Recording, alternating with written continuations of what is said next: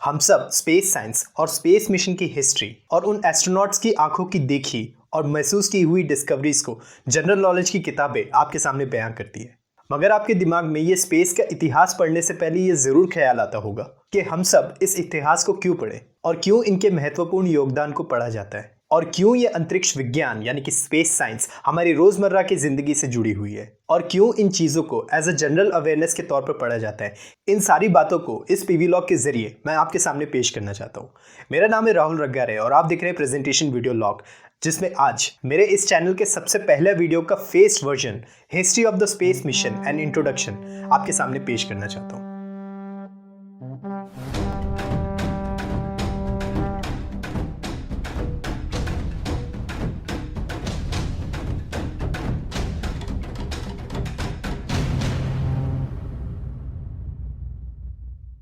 जैसा कि मैंने इस पीवी लॉग के शुरुआत में ही आपसे पूछा था कि हमें इस स्पेस मिशन की हिस्ट्री को क्यों पढ़ना चाहिए और हमें इन चीजों से वाकिफ क्यों होना चाहिए। सबसे पहले तो ये समझते हैं कि ये सैटेलाइट्स होते क्या हैं। सैटेलाइट्स वैज्ञानिकों द्वारा बनाया गया वो इलेक्ट्रॉनिक उपकरण है जिसे हम अंतरिक्ष में भेजते हैं और वो चीज पृथ्वी या फिर किसी प्लैनेट का गोल चक्कर लगाता है।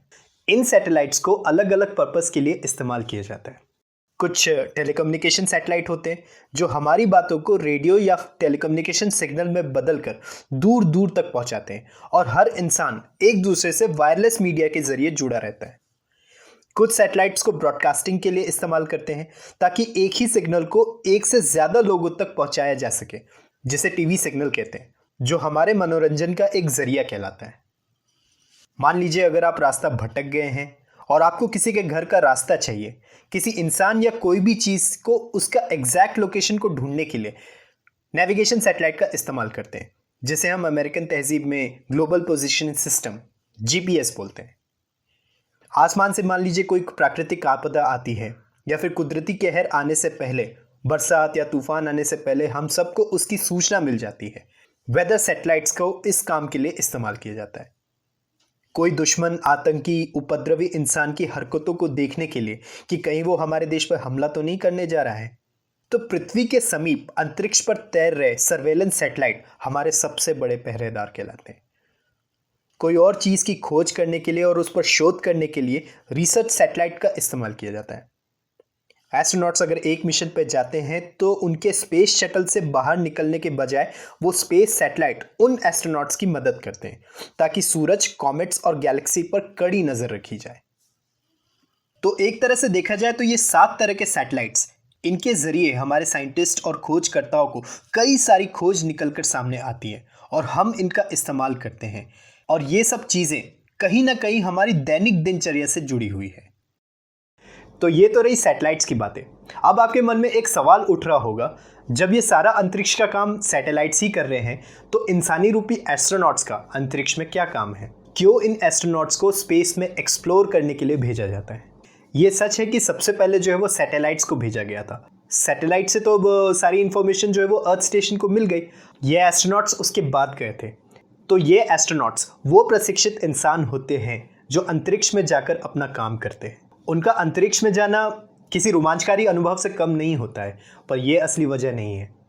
एस्ट्रोनॉट्स इसलिए अंतरिक्ष पर जाते हैं ताकि वो ये जान सके कि ब्रह्मांड में पृथ्वी से अलग क्या और चीज मौजूद है। इस काम को करने के लिए एस्ट्रोनॉट्स अपने दोस्तों और अपने परिवार से दूर कई हफ्ते, महीने या फिर 1 साल बिताते हैं और अंतरिक्ष की पूरी यात्रा करने के बाद वो सारे एस्ट्रोनॉट्स अर्थ स्टेशन पे वापस आकर अपनी पूरी एक्सपीरियंस और डिस्कवरीज हमारे सामने शेयर करते हैं। ये मैन टू स्पेस मिशन महज एक इंसान की बस की बात नहीं है।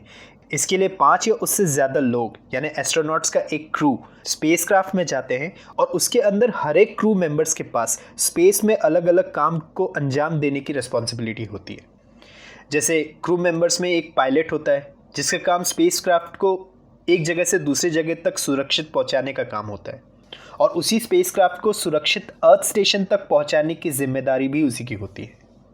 एक को पायलट होता है जिसकी जिम्मेदारी स्पेसक्राफ्ट में चल रहे हैं हर एक इक्विपमेंट्स, सारे गेजेस सही काम कर रहे हैं या नहीं, और कोई इक्विपमेंट अगर काम नहीं कर रहा है तो उस बंदे की रिस्पॉन्सिबिलिटी होती है इन चीज़ों को मरम्मत करने की। कुछ 2 या 3 साइंटिस्ट होते हैं, असली काम अंतरिक्ष में इनका ही होता है। जैसे अगर अंतरिक्ष में पृथ्वी से लाई गई चीज़ वहाँ पर रखेंगे, क्या एक्टिविटी नज़र आती है? तो ये लोग ऊपर अंतरिक्ष में अर्थ के जैसा इकोसिस्टम को ढूंढने की कोशिश करते हैं। उनमें से एक टेक्निकल सबऑर्डिनेट होता है जिसको मशीन या सैटेलाइट को स्पेस में छोड़ने की जिम्मेदारी होती है, ताकि एस्ट्रोनॉट्स उस स्पेसक्राफ्ट से निकले बिना स्पेस में किसी ऑब्जेक्ट की फ़ोटो या वीडियो फुटेज ले सके। और उसकी ये भी जिम्मेदारी होती है कि पूरा का पूरा स्पेसशिप में हो रही हर एक एक्टिविटीज़ को अर्थ स्टेशन से कम्युनिकेशन बनाए रखने की होती है। तो ये सारे एस्ट्रोनॉट्स का क्रू वापस आते हैं और दुनिया के सामने अपनी खोज और अपने अनुभव को बयान करते हैं। ये जो रंग बिरंगे फिजिकल क्वांटिटीज़ जिसे आप अभी इस समय वेबसाइट मीडिया के स्क्रीन में देख रहे हैं, ये हमारे मॉडर्न एजुकेशन सिस्टम के मुताबिक क्लास 9th, क्लास 10th और कॉम्पिटिटिव एग्जाम के लिए एज ए जनरल नॉलेज के तौर पर स्टडी करते हैं। और सीनियर स्कूल सर्टिफिकेट के लिए यानी कि 10+2 और आगे इंजीनियरिंग या फिर साइंस फील्ड में ग्रेजुएशन के लिए इन्हीं सारे रंग बिरंगी टॉपिक्स को विस्तार से पढ़ा जाता है। जो आज के समय में जितने भी दुनिया के स्पेस ऑर्गेनाइजेशंस हैं, सुरक्षा को ध्यान में रखते हुए इन्हीं सारी फिजिकल क्वांटिटीज़ के मापदंडों को ध्यान में रखा जाता है। इन्हीं चीज़ों से होने वाले फ़ायदे और नुकसान को ध्यान में रखा जाता है। इस चीज़ों को अगर ध्यान में रखा तो नतीजे में हमें ज़्यादा पॉसिबिलिटी दिखाई देती है सफल होने की, बोले तो सक्सेस होने की। इन्हीं सारी बातों से इन तमाम ऑर्गेनाइजेशन में काम करने वाले वैज्ञानिकों, हुनरमंद और अनुभवी अफसरों को सकारात्मक परिणाम यानी कि पॉजिटिव रिजल्ट मिलते हैं। इनसे खुश होते हैं वो लोग और अपने बनाए हुए स्पेस मिशन को आसमान में सक्सेसफुली छोड़ देते हैं। इस स्पेस मिशन का कंप्लीट ऑपरेशन प्रोसीजर बोले तो लॉन्च करने से पहले, स्पेस के ट्रैवल से लेकर स्पेस में पहुंचने तक एंड उसके बाद वो अर्थ स्टेशन के कमांड सेंटर से हमेशा कनेक्टेड रहता है। और वो मिशन अंतरिक्ष यानी स्पेस के ऑर्बिट पर तैरते हुए अपनी कमांड का इंतज़ार करता है। जैसे ही अर्थ स्टेशन से उस मिशन को कमांड मिला तो वो सैटेलाइट अपने आप उस ऑर्बिट पर इंस्टॉल हो जाता है और प्लैनेट या कोई भी चीज़ जो भी अंतरिक्ष में मौजूद है उस पर एलिप्टिकली गोल चक्कर लगाता रहेगा और अर्थ स्टेशन पर अपना सारा फीड और इन्फॉर्मेशन भेजता रहेगा। नाउ इस चीज़ का आप सबके मन में एक बहुत बड़ा सवाल आ रहा होगा कि दुनिया भर के तमाम स्पेस ऑर्गेनाइजेशन आज की तारीख में किस तरह के काम के लिए इन सैटेलाइट मिशंस का निर्माण कर रहे हैं। तो ओवरऑल 2 तरह के सैटेलाइट्स होते हैं। पहला तो होता है कम्युनिकेशन के लिए, जो एक तरह से रीजनरेटर की तरह काम करता है। इस सैटेलाइट को हम 3R ट्रांसपॉन्डर भी कह सकते हैं। 3R यानी कि हमारे द्वारा भेजे गए सिग्नल रूपी मैसेज को दूर तक पहुंचाने के लिए उस सिग्नल को रीटाइम, रीशेप और रीजनरेट करता है।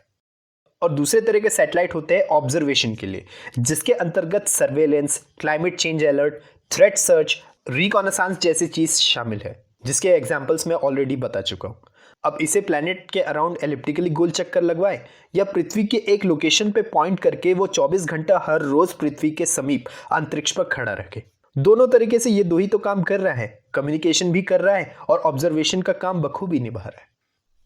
मिसाल के तौर पर हॉलीवुड और इंडियन मूवीज में देखते हैं कि अर्थ स्टेशन या पृथ्वी पर किसी लोकेशन पर बैठा एक आदमी के आदेश से अंतरिक्ष में तैनात सैटेलाइट को कमांड भेजता है।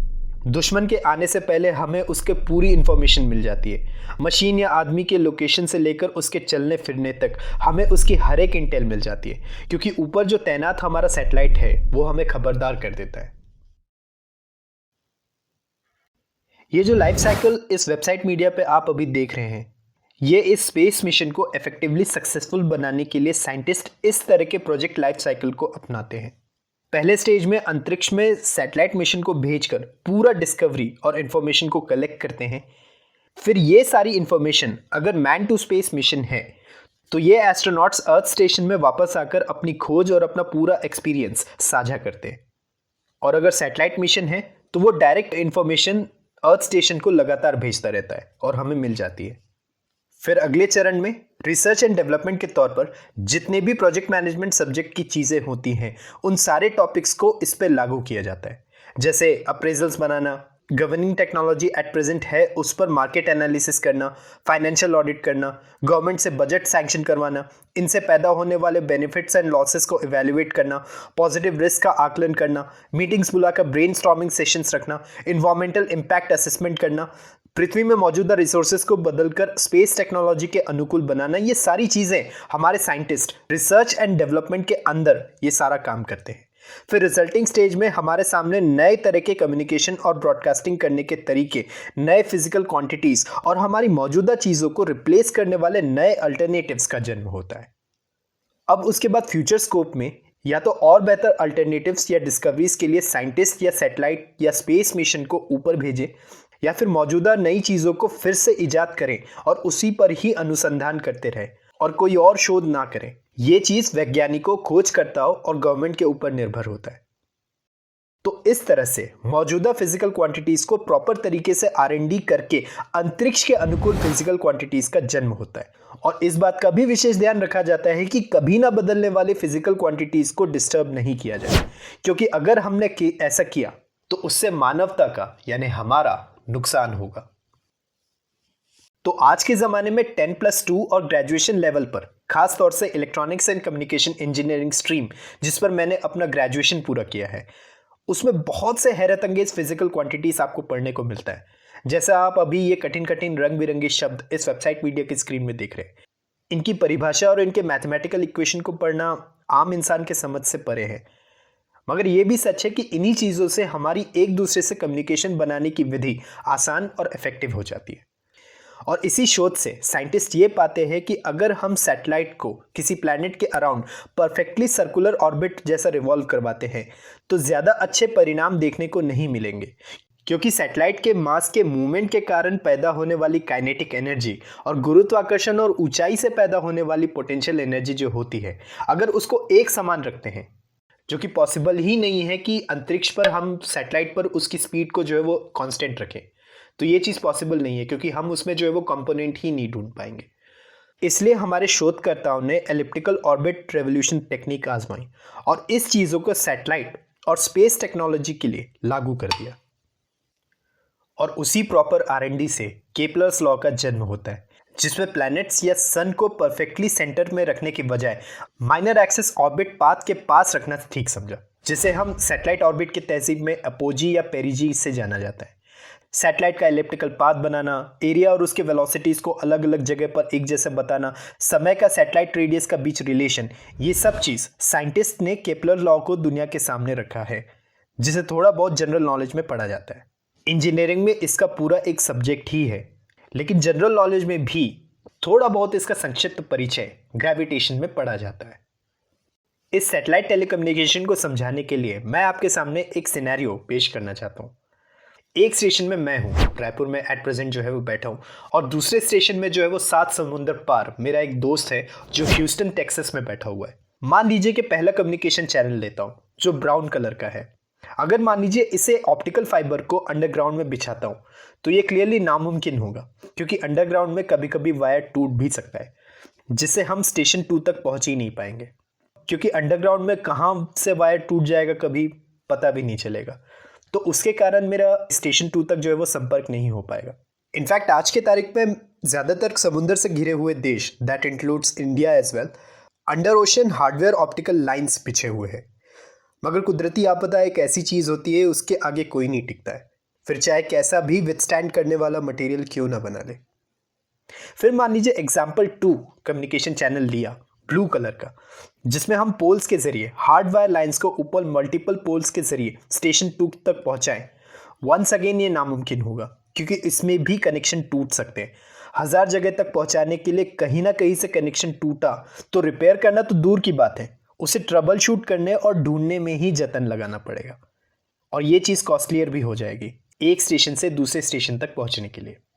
फिर मान लीजिए नंबर 3, जिसमें कई सारे वायरलेस के तौर पर कई सारे रीजनरेटर्स और रिपीटर्स हर जगह 50-50 किलोमीटर पर इंस्टॉल करें या बिछाएं, तो कुछ हद तक मैं बोल सकता हूं कि यह तरीका कारगर साबित होगा।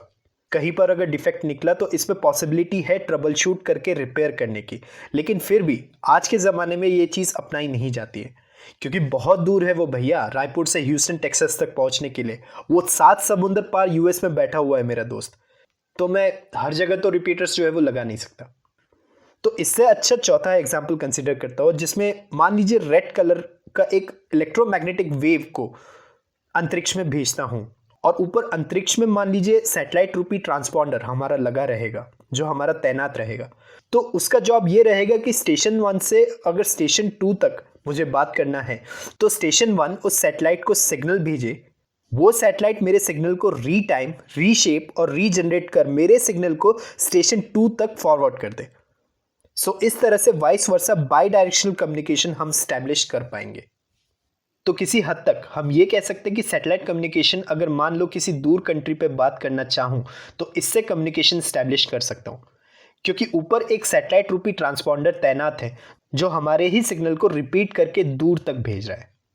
आपको पता है कि आसमान में जो सूरज की हार्मफुल अल्ट्रावायलेट रेडिएशन से हमारी हिफाजत करने वाला ब्लू एटमॉस्फेरिक ब्लैंकेट, वो भी हमारे द्वारा भेजे गए सिग्नल स्पेक्ट्रम को हमारी ही तरफ पृथ्वी पर भेजता है, जिसे हम थोड़ा बहुत क्लास 10th, क्लास 12th और कम्युनिकेशन इंजीनियरिंग में टोटल इंटरनल रिफ्लेक्शन कहते हैं।